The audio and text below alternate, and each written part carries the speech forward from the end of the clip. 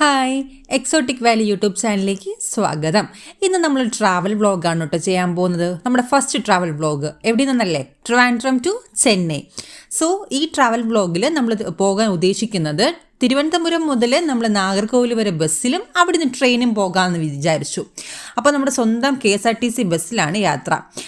തിരുവനന്തപുരത്ത് നിന്ന് നമ്മുടെ യാത്ര സ്റ്റാർട്ട് ചെയ്തു. ഒരു ബാലരാമപുരവും ഒക്കെ ആയപ്പോഴത്തേക്കും നല്ല ബ്ലോക്കായി. പിന്നെ ആ ബ്ലോക്കും കഴിഞ്ഞ് ട്രെയിനിൽ പോകാൻ എത്തിയപ്പോഴത്തേക്കും ട്രെയിനും പോയി കഴിഞ്ഞിരിക്കുന്നു. ട്രെയിൻ എപ്പോഴേ ടാറ്റ പറഞ്ഞ് പോയെന്നറിയാമോ? ഒരു അരമണിക്കൂർ മുമ്പെങ്കിലും പോയി.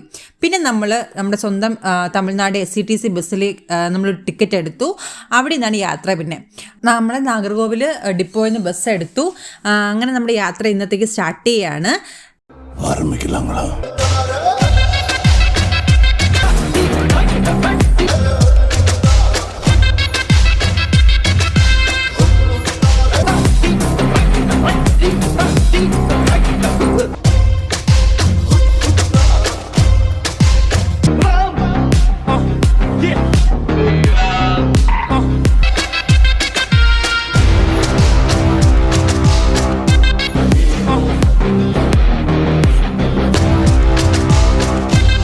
ആദ്യമൊക്കെ കുറച്ച് ദൂരമൊക്കെ വളരെ കുഴപ്പമില്ലായിരുന്നു, നോർമലായിട്ട് തന്നെയായിരുന്നു. ചൂടൊന്നും വലിയ പ്രശ്നമായിരുന്നില്ല. പക്ഷെ കുറച്ച് ദൂരം കഴിഞ്ഞപ്പോഴത്തേക്കും നല്ല ബുദ്ധിമുട്ടായി തുടങ്ങി. ഉച്ച സമയം കൂടെ ആയിരുന്നു. അപ്പോൾ പിന്നെ പറയേണ്ട, എങ്ങനെയെങ്കിലും അഡ്ജസ്റ്റ് ചെയ്ത് പോയേ പറ്റുള്ളൂ അല്ലേ. പിന്നെ നമ്മുടെ കുറച്ച് ദൂരമൊക്കെ കഴിഞ്ഞപ്പോഴത്തേക്കും കുറേ നല്ല സ്ഥലങ്ങളൊക്കെ കണ്ടു. പ്രത്യേകം ഈ തമിഴ്നാട് ഏരിയയിലൊക്കെ വരുമ്പോൾ കുറേ നല്ല സ്ഥലങ്ങളുണ്ട്. നല്ല വിൻഡി മിൽസൊക്കെ ഉള്ളതും പിന്നെ കുറേ മലകളും കുന്നും ഒക്കെ ആയിരിക്കും നമ്മുടെ യാത്രയിൽ ഫുള്ളും. അങ്ങനെ നമ്മൾ കുറേ ദൂരം കഴിഞ്ഞ് നമ്മൾ തിരുനെൽവേലിയിൽ നിന്ന് ഏകദേശം ഒരു 7 കിലോമീറ്ററൊക്കെ കഴിയും. ആ സമയമാകുമ്പോഴത്തേക്കും നമുക്ക് കുറേ നല്ല സ്ഥലങ്ങളുണ്ട്. അതിലൊരു സ്ഥലമാണ് ഈ റെഡ്ഡിയാർപട്ടി ഹിൽസ് എന്ന് പറയുന്നത്. കുറേ സിനിമകൾ അവിടെ ഷൂട്ട് ചെയ്തിട്ടുണ്ട്. നമ്മുടെ മലയാളത്തിലും തമിഴിലും ഒക്കെ ആയിട്ട് ഒത്തിരി സിനിമ അവിടെ ഷൂട്ട് ചെയ്തിട്ടുണ്ട്.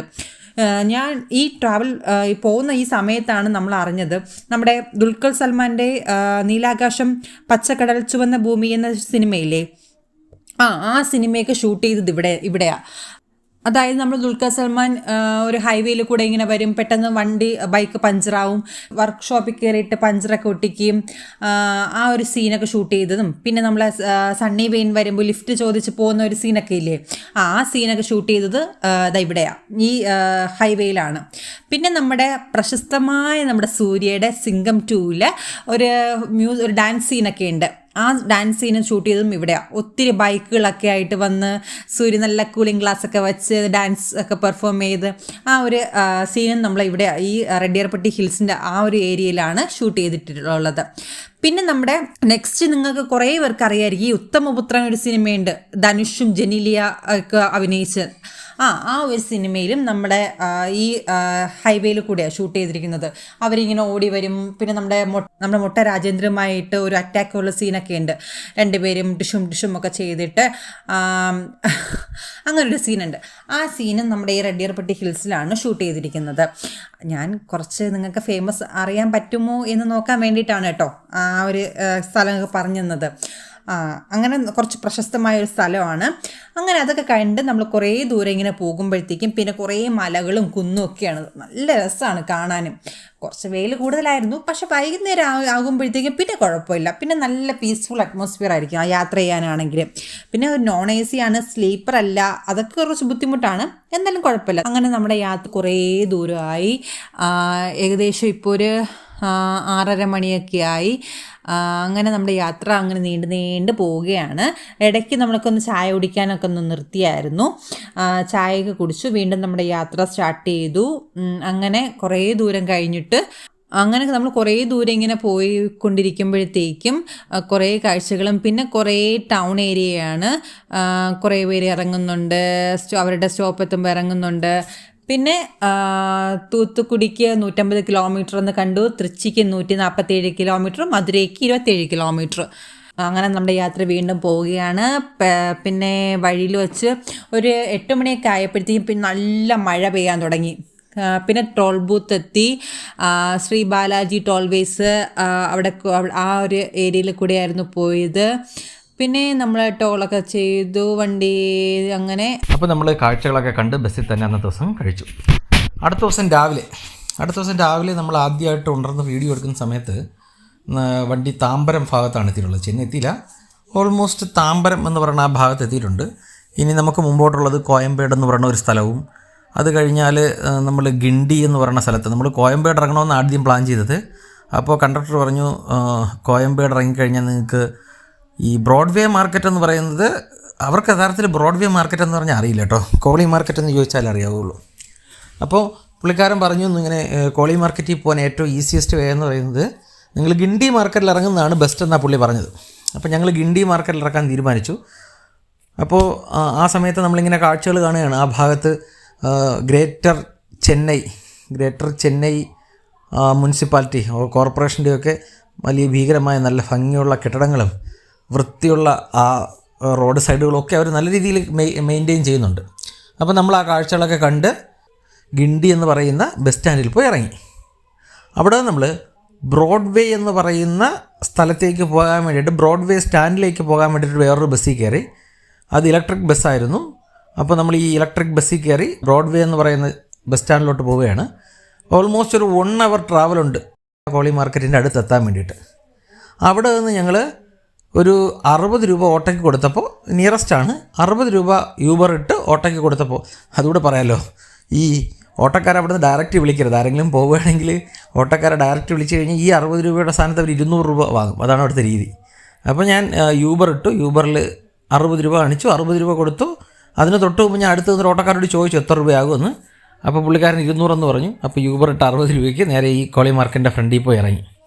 SBI ബാങ്കിനടുത്ത് ഒരു SBI ബാങ്കിനോട് ചേർന്ന്, ഓൾമോസ്റ്റ് SBI ബാങ്ക് മാത്രമല്ല, അവിടെ ഒരു IOB ബാങ്ക് കൂടെ ഉണ്ട്. എന്നാൽ SBI ബാങ്ക് നിങ്ങൾ നോക്കി വെച്ചിരിക്കുക. SBI ബാങ്കിനോട് ചേർന്ന് ഹായത്ത് മഹാൽ എന്ന് പറയുന്ന ഒരു ഓഡിറ്റോറിയം ഉണ്ട്. ഈ ഓഡിറ്റോറിയത്തിൻ്റെ സമീപത്തായിട്ടാണ്, ഓഡിറ്റോറിയത്തിൻ്റെ ഇടതുവശമാണ് ഈ മാർക്കറ്റിൻ്റെ എൻട്രൻസ്. അപ്പോൾ നമ്മൾ ഇനി അങ്ങോട്ട് നിങ്ങൾ കാണും, ഞാൻ എന്താണ് കാര്യമൊന്നും പറയുന്നില്ല. അപ്പോൾ ഈ മാർക്കറ്റിനകത്ത് ഒരുപാട് കാഴ്ചകളുണ്ട്. ഈ മാർക്കറ്റിനകത്ത് ഒത്തിരി കാര്യങ്ങൾ, ഡോഗ്സ് ഉണ്ട്, ക്യാറ്റ്സ് ഉണ്ട്, മുയലുണ്ട്, പിന്നെന്താ ഷുഗർ ഗ്ലൈഡറുകളുണ്ട്, പാരറ്റ്സ്, എല്ലാവിധ പാരറ്റ്സും ഉണ്ട്, പ്രാവുകളുണ്ട്. ഇന്ന് ഒരു പക്ഷേ തമിഴ്നാടുള്ള എല്ലാവിധ പെറ്റ്സും ഇവിടെ ഒരു കൊണ്ടുവന്നിട്ടുണ്ട് വിൽക്കാൻ വേണ്ടി. പല ആൾക്കാർ അവരവരെ വീടുകളിൽ ഇവരെ വളർത്തി ഒരെണ്ണമായിട്ട് വളർത്തുന്നവരുണ്ട്, 2 എണ്ണമായിട്ട് വളർത്തുന്നുണ്ട്, ഫാമായിട്ട് ചെയ്യുന്നവരുണ്ട്. അങ്ങനെയൊക്കെ വളർത്തി അവരിവിടെ കൊണ്ടുവന്ന് വിൽക്കുന്ന ഒരു രീതിയാണ് ഈ പെറ്റ്സ് മാർക്കറ്റിനുള്ളത്. ഇതൊരു പക്ഷേ നമ്മുടെ കേരളത്തിൽ ഒരു പക്ഷേ അന്യം നിന്ന് പോയ തമിഴ്നാട് ആൾക്കാരുടെ, അല്ലെങ്കിൽ തമിഴ്നാട് താമസിക്കുന്ന ആൾക്കാരുടെ ഒരു ഭാഗ്യമായിരിക്കാം. ഏതെങ്കിലും ഒരു കടയിൽ നിന്ന് വാങ്ങുന്നതിനേക്കാൾ വിൽക്കുന്നവനും വാങ്ങുന്നവനും ഡയറക്റ്റ് മീറ്റ് ചെയ്ത് വാങ്ങാൻ പറ്റുന്ന രീതിയിൽ ഉള്ള ഒരു മാർക്കറ്റ് പ്ലേസ് അറേഞ്ച് ചെയ്ത് കിട്ടുക എന്ന് പറയുന്നത് ചെറിയ കാര്യമല്ലല്ലോ. അപ്പോൾ അങ്ങനെ ഒരു മാർക്കറ്റ് പ്ലേസ് നമുക്കില്ല, പക്ഷേ തമിഴ്നാട്ടുകാർക്ക് അങ്ങനെ ഒരു ഓപ്ഷൻ ഉണ്ട്. അപ്പോൾ എല്ലാവിധ പെറ്റ്സും ഇതിനകത്തുണ്ട്. ഭയങ്കര റഷായിരുന്നു കേട്ടോ ഞങ്ങൾ പോയപ്പോൾ. ഈ തിരക്കെന്ന് പറഞ്ഞാൽ അതിഭീകരമായ തിരക്കായിരുന്നു. അപ്പോൾ അതിനകത്തുള്ള കാഴ്ചകളൊന്ന് കണ്ടിട്ട് വരാം.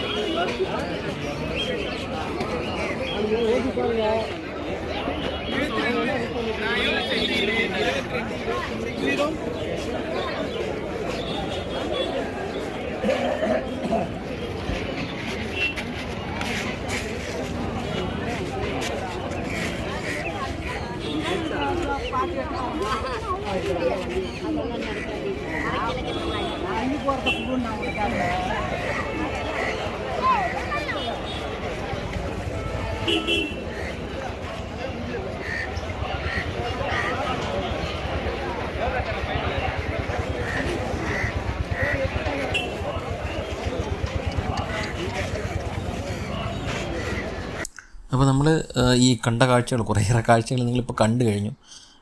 ആടും കോഴിയും അതിനകത്ത് ഇല്ലാത്ത ഒരു ഐറ്റവും ഇല്ല, എല്ലാവിധ പെറ്റ്സും ഉണ്ട് അതിനകത്ത്. ഇനി ആർക്കെങ്കിലും ഇപ്പം അവിടെ കോഴി മാർക്കറ്റ് എന്ന് വിളിക്കാനുള്ള കാരണമെന്ന് പറയുന്നത്, ഈ ആർക്കെങ്കിലും നാടൻ കോഴിയോ അല്ലെങ്കിൽ എന്തെങ്കിലും ഐറ്റം കോഴികളൊക്കെ അവിടെ കൊണ്ടുവരുന്ന സമയത്ത്, അല്ലെങ്കിൽ ആടോ അല്ലെങ്കിൽ താറാവോ ഒക്കെ കൊണ്ടുവന്നിട്ട് അതിന് വേണമെങ്കിൽ കട്ട് ചെയ്ത് കൊടുക്കുന്ന പരിപാടിയൊക്കെ അവിടെ ഉണ്ട്. അപ്പോൾ നമ്മളിതെല്ലാം ആ വീഡിയോകളിൽ നിന്നൊക്കെ കണ്ടുകൊണ്ടിരിക്കുന്നു അല്ലെങ്കിൽ കണ്ടു കഴിഞ്ഞു.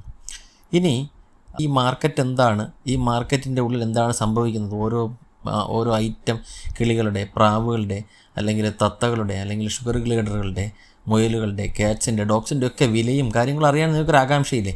അതെ. അപ്പോൾ അടുത്ത രണ്ടാമത്തെ സെക്കൻഡ് വീഡിയോ പാർട്ട് 2 നമ്മൾ അത്തരം കാര്യങ്ങളായിരിക്കും ഉൾപ്പെടുത്തുക. അത് കഴിഞ്ഞ് പാർട്ട് 3 നമ്മൾ ഡോഗ്സും ക്യാറ്റ്സും ഷുഗർ ഗ്ലേഡർ പോലുള്ള മറ്റ് റെപ്റ്റൈൽ ഐറ്റംസും ഒക്കെ നമ്മൾ ഉൾപ്പെടുത്താനുള്ള പ്ലാനിലാണ്.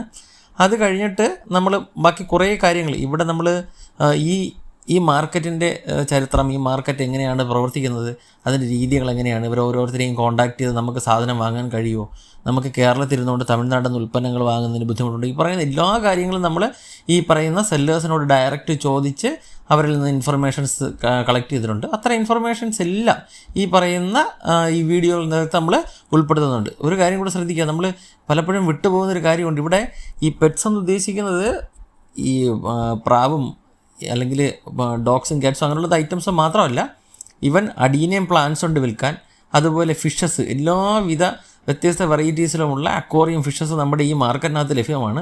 ഓൾമോസ്റ്റ് എല്ലാവിധ ഫിഷസും ഒരുപക്ഷെ പുറത്തെവിടെ കിട്ടുന്നതിനേക്കാളും കമ്മി പ്രൈസിൽ. ഇപ്പോൾ ഒരു പർട്ടിക്കുലർ ഫിഷ്, ഇപ്പോൾ ഫോർ എക്സാമ്പിൾ ഗോൾഡ് ഫിഷ് നമ്മുടെ നാട്ടിൽ 25 രൂപയുടെ ഗോൾഡ് ഫിഷ് ആണെങ്കിൽ അവിടെ ഒരു 4 എണ്ണം 50 രൂപയ്ക്ക് കിട്ടുന്ന പരിപാടിയുണ്ട്. അങ്ങനെയൊക്കെയുള്ള ഒരു പാക്കറ്റിലായിട്ട് കവറിൽ പാക്ക് ചെയ്ത് വെച്ചിട്ട് തരുന്ന രീതിയിലാണ് അവിടുത്തെ ഒരു മാർക്കറ്റ് സിസ്റ്റം പ്രവർത്തിക്കുന്നത്.